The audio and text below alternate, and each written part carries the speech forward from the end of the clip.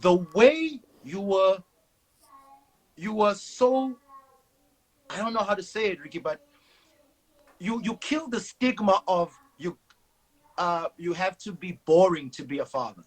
Mm. You have to Mm. be, you have to lose a bit of your energy, your vibe, as you know what I mean, as a young thug in the game. But you kept that energy, and you also kept the rules of fatherhood. And we never seen that before, because so many of us had huge gaps with our fathers, you know. So I think that was really inspiring to see you do what you did with Mikey and the daughter as well. It's like, oh damn, like I can still be funny, I can still be quirky, I can still be about the things I be about, but I can still, I also have to grow up when it's time to grow up, and drop my kids off at school and remember birthdays and all of those kind of things, you know? So that was a big part of it. I mean, I think like I've been thinking about that a lot, and like, you know, I don't even think for me, I never felt there was a stigma, you know, because like I will always go back to the Denzel Washingtons, the Yeah, Steve Harveys, the yeah, Will Smiths. yeah. When we talk about family men, I always looked at those guys as what they're doing with their family.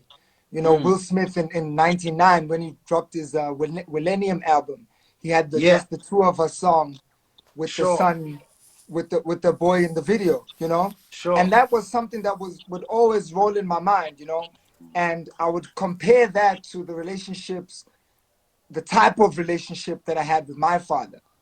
Mm, And when Mikey was about to be born, and when Jordan came into my life via yeah, Bianca, the only thing I was telling myself is that I want the type of relationship that I saw on TV with those yeah. guys. You Mm, know, I want that type of relationship that I dare I say on the, I can't even say, I don't even know if I'm allowed to say the family's name now, but on the Cosby Show, yeah. I wanted that to be something that we could be.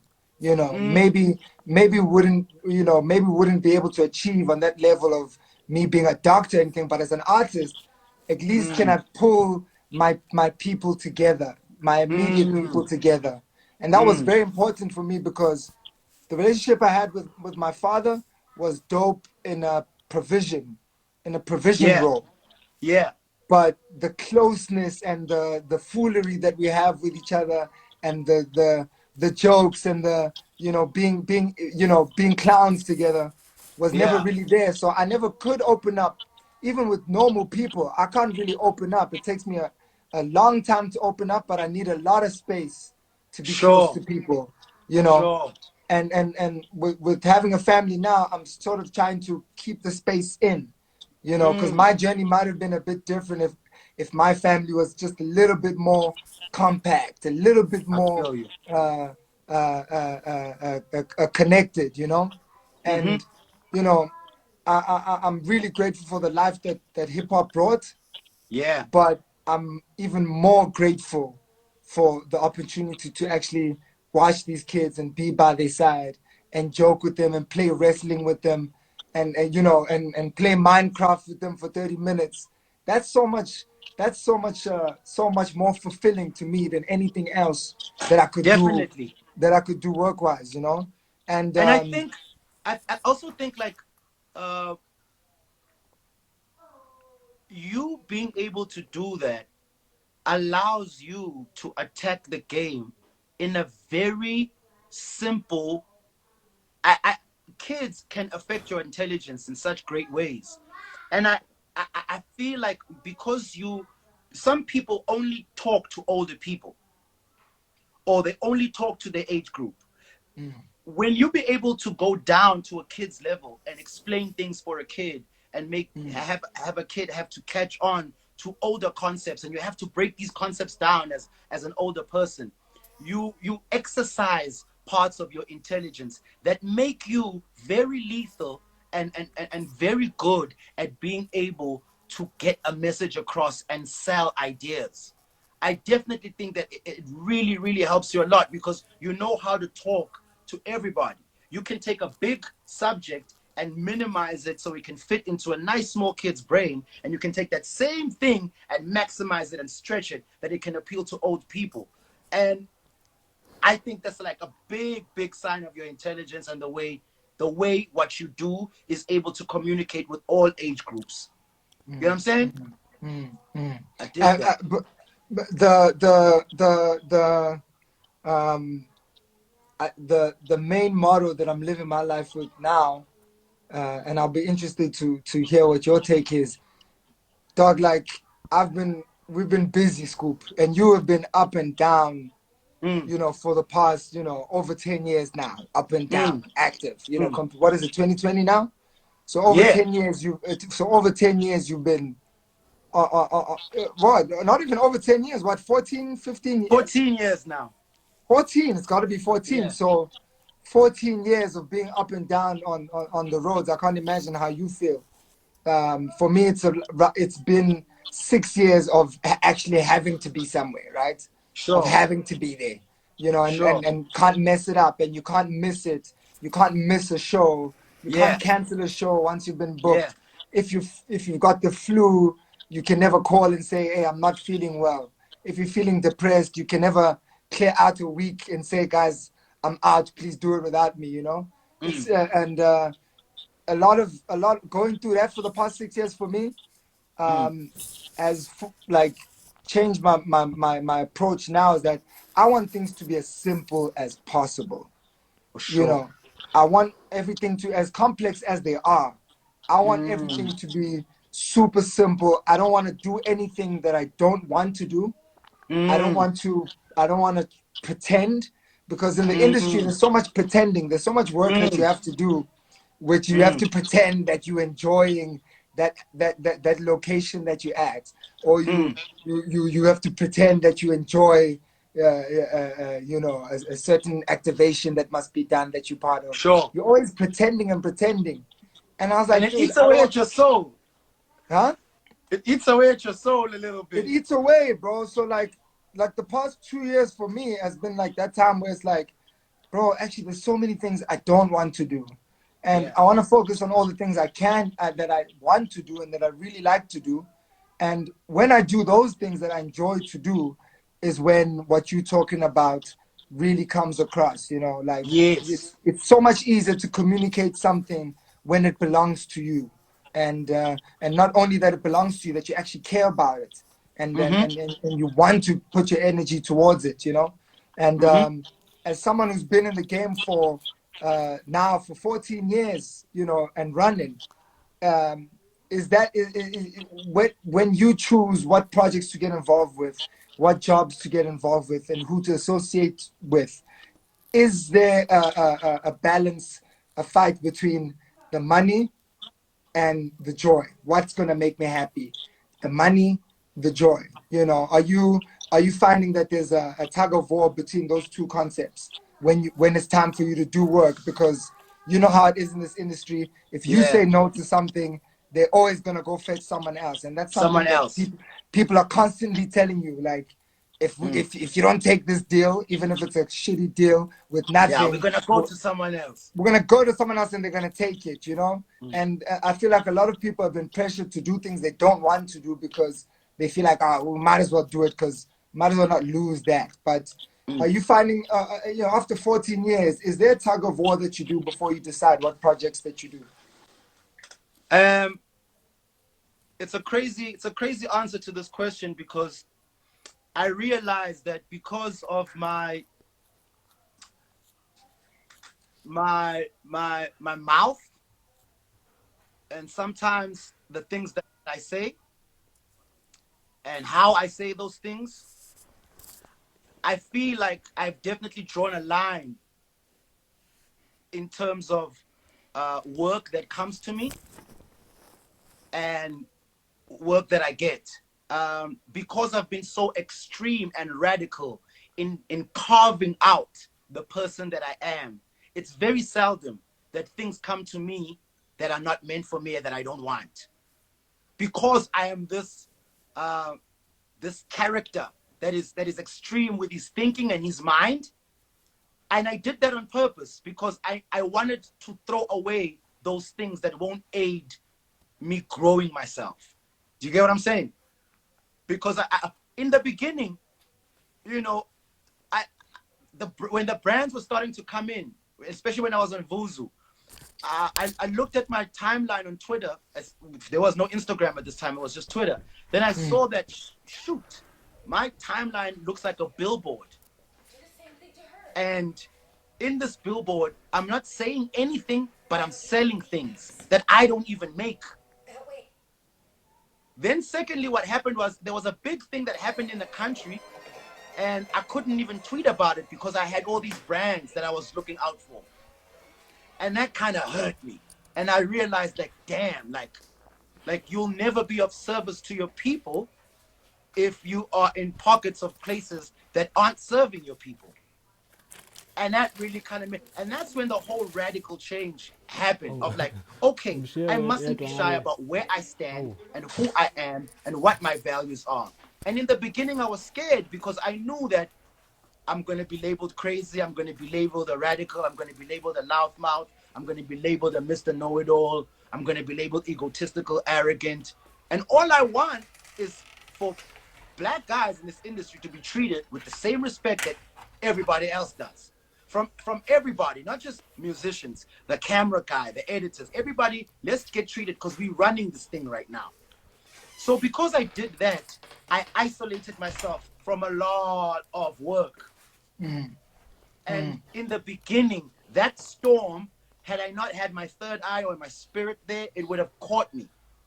But I was able to calm myself down, and the people that walk with me let me know, like, you're standing for the right thing. You're not standing for crime. You're not standing for murder. You're standing for the right thing, the thing that we fought for and we died for.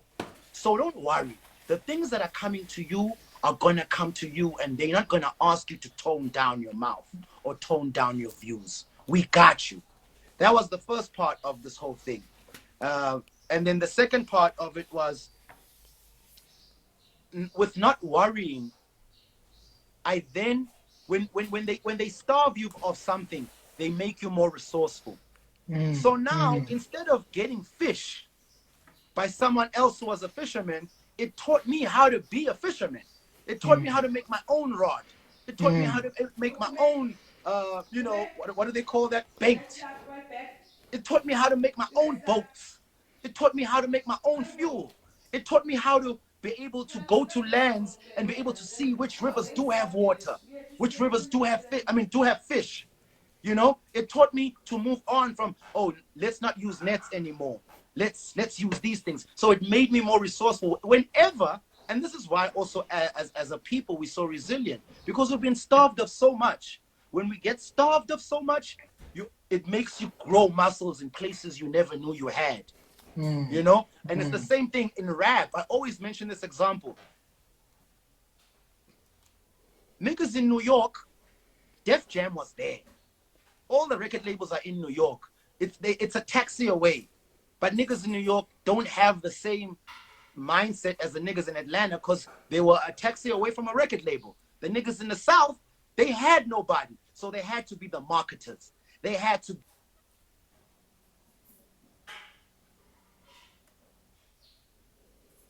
be the marketers. They had to be the people that know where to press the CDs. They had to know where the cheapest rates for the studio equipment is.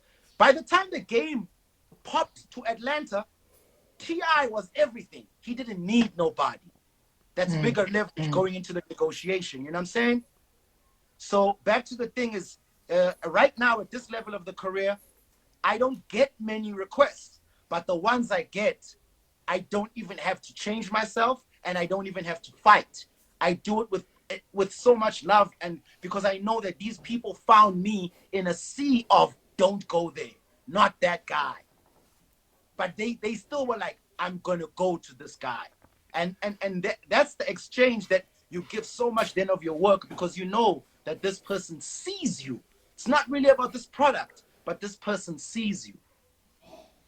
And they're not they no more just recognizing you for a mask, that's being projected, and I think that's what people want. I think people uh, you know want to be seen by brands and by their fans, by even people who are interviewing them on radio or on TV.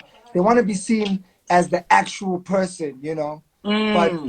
there's so much of the masks that you people have to build up to protect themselves, that there's very few artists who find themselves in a position where they can be their true selves, and even the people Straight they up. associate with is really going to show. I personally get jealous, when I do watch some of these artists. Like when you watch like a Wiz Khalifa, and I'm gonna bring it Mm. home a little bit, right? You watch a Mm. Wiz Khalifa, right, and then you watch like a Snoop Dogg and an MT, right? Mm. So like, I look at an MT, and I see MT as a Wiz Khalifa and a Snoop Dogg. He loves Mm. his family. He Mm. loves his children. He's all Mm. about his children. I bump into him picking up his kids. Our kids go to the same school. He picks up his kids, drops his kids off every morning. Great Mm. father, makes Yeah. great music. You know, Yeah. people love him. He doesn't have people in the industry that hate MT. Everyone Mm. loves MT. Mm. Um, and one thing they all have in common is they all smoke marijuana, right? Mm. But now I was thinking about it the other day, like why when a guy like an MT smokes some marijuana in South Africa, they call it a stigma, Mm. and overseas right now they're calling it, oh, it's their thing. They're able to Mm. make business off of it. They're able to sell papers. They're able to Mm. make their own strands and get into that. Whether it's legal or not legal, there's a gray area. Mm. Why in South Africa do you think there's people are still holding back a little bit on not trying to be? I think they're still trying to have everyone have so-called clean cut brands. Yeah. When maybe 80% or 50% or whatever of people are actually smoking marijuana and getting benefits, health benefits from it, Mm. mental benefits from it.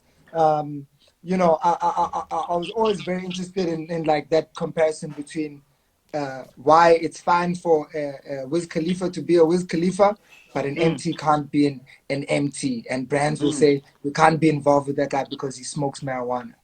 Mm. Is there something going on that It's we a need to it's a it's watch a, out for? Is a there young something double going on? standard there. It's because the white person that's in America is really different from the white person in South Africa. Let me explain what I'm saying. Hip hop has moved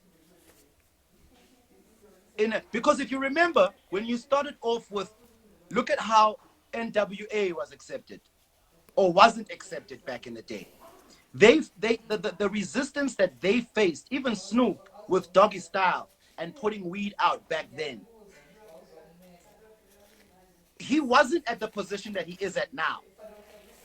Do you get what I'm saying? Like Mm, the fight was fought for Wiz Khalifa way before he arrived. mm, mm, He came and he actually reaped the benefits from the fight that was put up by Cypress Hill, by Snoop, yeah. um, by NWA, and in Mm, South Africa, we are in our golden era of this thing. The kid MT is doing what he's doing, facing the resistance. The guy that's going to benefit from MT is still to come. mm, And some, you know what I mean, in various ways. If you also look at the money that hip hop has earned, the booking fees, the brands coming in and being involved the way they are, it's happening for the very first time with this entity or with mm, these times of ours. I mm, mean, WHP was the first with the Make the Circle Bigger, right? And then mm, JR, Reno, and then Cooley, and then Pro and Fish Eagle. But a lot of this is the first. mm, You know what I'm saying? The, mm, the, the benefits of the kids that are going to reap the benefits of y'all niggas and what y'all niggas did, as much as y'all reaping the benefits from it now, but there's still so much more to come. mm, And it's not gonna come as much as it's gonna come for us if we do own those wheat farms, if we do own those, that's where MT's gotta get involved. You know what I'm saying? But the mm, people that are going to benefit from the moves that are being made now are these kids. And that's why it's not cool to not be in great relationships with the kids. Because whether we like it or not, they are the ones that are going to benefit from what we're doing. You feel what I'm saying? mm, mm, mm, It's it it's not gonna it's it has to get passed down.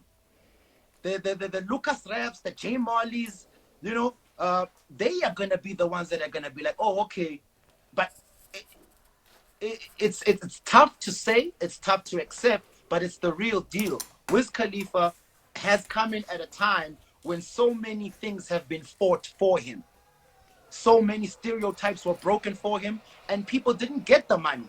Just like in mm, hip hop, the guy that invented the scratch, Grandmaster Cash, didn't get the money that 50 Cent got. mm.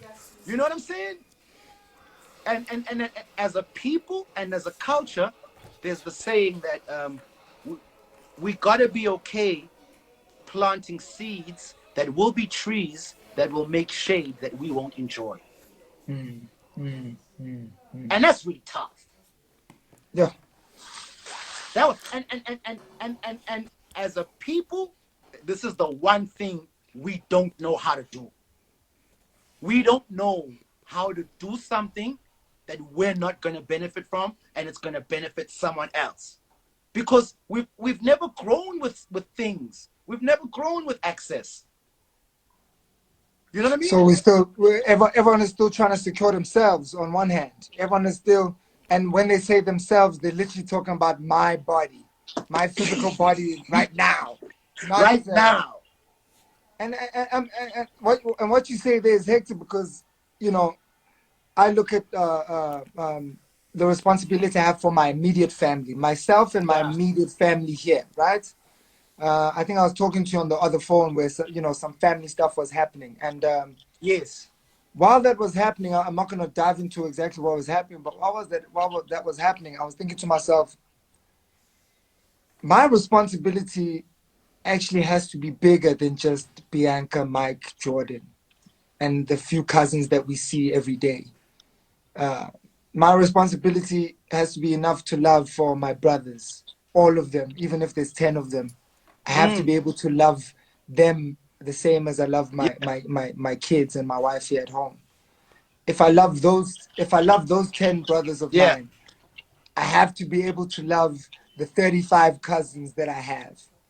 They need to feel like Mm. if they can call me up as a brother or as a cousin, they can get some sort of comfort or some sort of insight into any issues they're having, or even if they just want a gap filled in their hearts. Yeah. We have to be available for that. And Yeah. then if I'm gonna deal with all my cousins like that and have an open heart to them, you have to have an Mm. open heart for every black person that you know.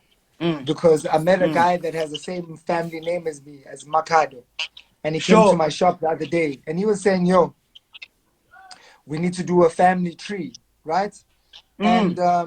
And if I had if I was like in a different mind state, I was gonna say, dog, a lot of people have that name, right? And just be Mm. like, yo, get off me, man. Get off me. A lot of people have that name, figure it out. You know what I'm saying? Mm. But I took the guy's number down. I was like, yes, we have the same name, which means we are of the same kill. We are of the same Mm. of the same tribe. And we might even be closer than we think we are. Mm. So I took his number down. I was like, okay, let's sit down and let's actually figure it out and see where the connection can be if we can go back that far. But it just took me back to a place of all black people are connected in Too some way or much. some form. Too And much.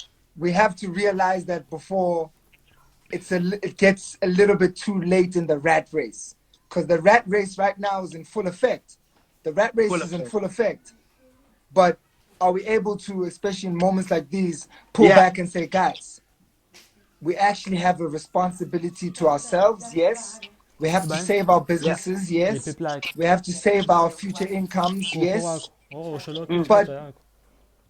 do we have a bigger responsibility to Mm. make sure all black people are nice? You Mm. know, and as little I can do, I'm not a politician. I don't have a Yeah. political party. I don't Yeah. know anything about the law, you know. Yeah. As an artist and just as a person who can communicate to some people, there's got to be something bigger that we're doing this for than rather Yeah. than yourself and your own family. We have to be also doing it for the collective vision of the people. You feel Yeah. you know what I'm saying?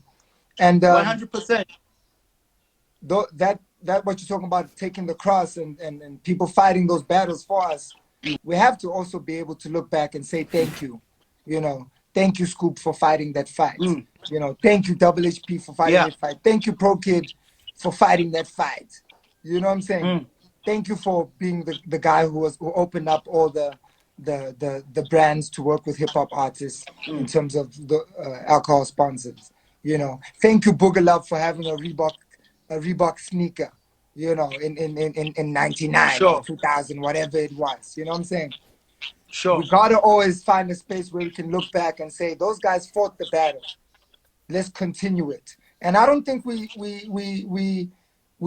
give enough of those props or that highlight on people who fought the battles that we are currently benefiting on, especially in hip hop. You know, especially Yeah. in SA hip hop. You know, Mm. especially SA hip hop, man, because like you can find a French Montana do a video for No Stylist With and Slick bring in Rick. a Slick Rick. You know what Yeah. I'm saying? Mm. In SA hip hop, man, it's like very few and far between where I'm seeing cats go back and say, "Yo, this is the OG," even if it's just for a Mm. cameo or a Mm. skit on an album or a four Mm. bars or whatever, you know. And I don't really know how it got there because we have pretty good interpersonal relationships with Yeah. some of these OGs. And like what Stogie T is doing is amazing. But Mm. Stogie's putting a lot on his back to make sure people realize, yo, we actually need to give props. We Sure. have to give props, you know. And how do you sort of do you have a take on what we need to do to be able to tell the story of the SA hip hop through what's also happening currently, instead of always wishing we had clips of back in the day, you know, how do we sort of let Mm. people understand how far this journey has come? Sure. That's sure. That's a deep one, bro. I'm sorry, I'm gonna all my take it. questions, all my questions are go Yo, into a monologue, and then the question yo. comes. Sorry, Nah, you but know, it's the it's first dope. time I'm doing this, man. I'm new at this, I man. like that because it also lets people, and what I also wanted to bring out was you because you're someone that is a leader in this game, and you are someone who gets along with a lot of people from different areas in this game. So when you kind of like empty your mind in how you're thinking, it's not that people aren't thinking the same things. Mm, People are just scared. People are mm, just scared to say things first. People are just scared to do things first. But we're getting so much information that everybody is thinking about the same things, dog. Everybody is seeing it. Like, yo, you know what I mean? We in Coronia's times, we can't travel, work has been stopped.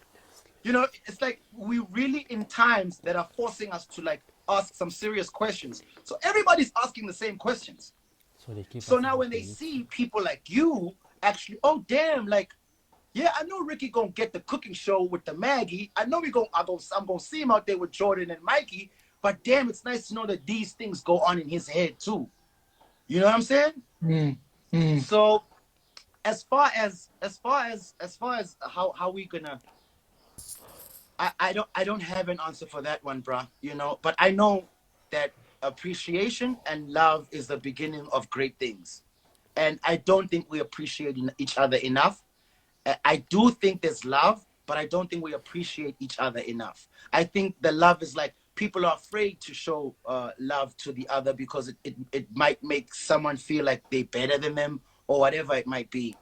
I know that we got to start appreciating and loving one another, and that's something that I, in a very early stage in my career, knew that I had to bring to the field of presenting and commentating, because I just saw that in America, superstars are superstars, yes, because what they've done. but it's also because the media there plays them up. You know, they lift them up. Yes, they knock them down when they need to knock them down, but they really get lifted up. The way XXL writes the articles, the way the Source wrote those articles, the way Slam used to write about Jordan, they make them superheroes. You know, as much as the artist is doing his thing, it's also the press's job to lift this artist up and make this artist have that space in a kid or an old man's heart or mind. So appreciation is a big thing, and that's what I bring to the table. It's tricky for the hip hop artist because as it is already, there's so little to go around, and everybody feels like if I show love to this guy, that that's gonna make him be one step ahead of me, and I don't think so. I don't think so personally. You know, But how did we get there? You know, like how did we get there, bro? Because I remember, I was fortunate enough to go to hip hop parties and be my first introduction into hip hop, in terms of events. Was the events like Black August and all those things. That's